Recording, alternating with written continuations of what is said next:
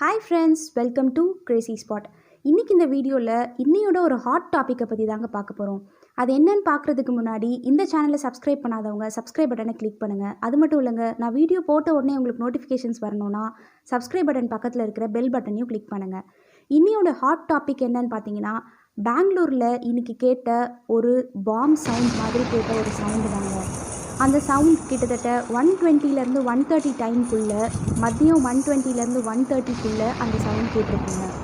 அந்த சவுண்ட் என்னவாக இருக்கும்னு பெங்களூரில் இருக்கிற எல்லாருமே ரொம்ப குழப்பத்தில் தான் இருக்காங்க. இன்னும் அது ஒரு வேளை இடி இடித்ததுனால இருக்குமா, இல்லை சைக்ளோன் வந்ததுனால அந்த சவுண்ட் க்ரியேட் ஆகிருக்குமா, அப்படி இல்லைனா ஃபைட்டர் ஜெட் ஃபாஸ்ட்டாக போனதுனால ஒரு வேளை வந்திருக்குமோன்னெலாம் யோசிக்கிறாங்கங்க. அது மட்டும் இல்லை, எர்த்குவேக்காக இருக்குமோ அப்படின்னும் யோசிக்கிறாங்க சிலர். அது மட்டும் இல்லாமல் டிஃபென்ஸில், அதாவது இந்தியன் ஏர்ஃபோர்ஸ் டிஃபென்ஸ் சைட்லேருந்து ஏதாச்சும் டெஸ்ட் ஏர்க்ராஃப்ட் விட்டுருப்பாங்களான்னு சிலர் யோசிக்கிறாங்கங்க. இந்த சவுண்ட் தேவனாஹள்ளியில் இருக்கிற பெங்களூர் ஏர்போர்ட்லேருந்து IT hub of Electronic City வரைக்கும் கிட்டத்தட்ட 54 கிலோமீட்டர்ஸ்க்கு இந்த சவுண்ட் கேட்டிருக்குங்க.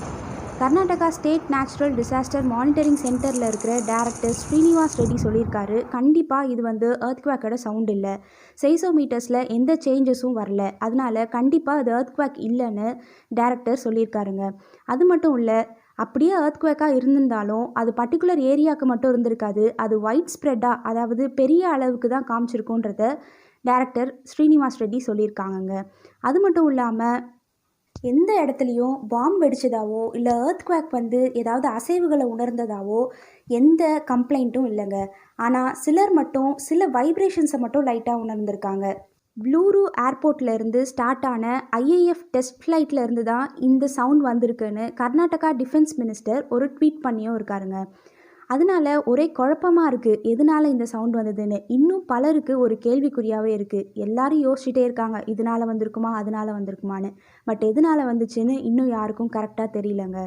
இந்த வீடியோ உங்களுக்கு பிடிச்சிருக்கும்னு நான் நம்புகிறேன். இந்த வீடியோ உங்களுக்கு பிடிச்சிருந்தா லைக் பண்ணுங்கள், மற்றவங்களுக்கும் ஷேர் பண்ணுங்கள். உங்களோட கருத்துக்களை என்கிட்ட சொல்ல மறக்காமல் கமெண்ட் பாக்ஸில் கமெண்ட் பண்ணுங்கள். அடுத்த வீடியோவில் உங்களை சந்திக்கிறேன். Until then, signing off from Crazy Spot. Bye bye.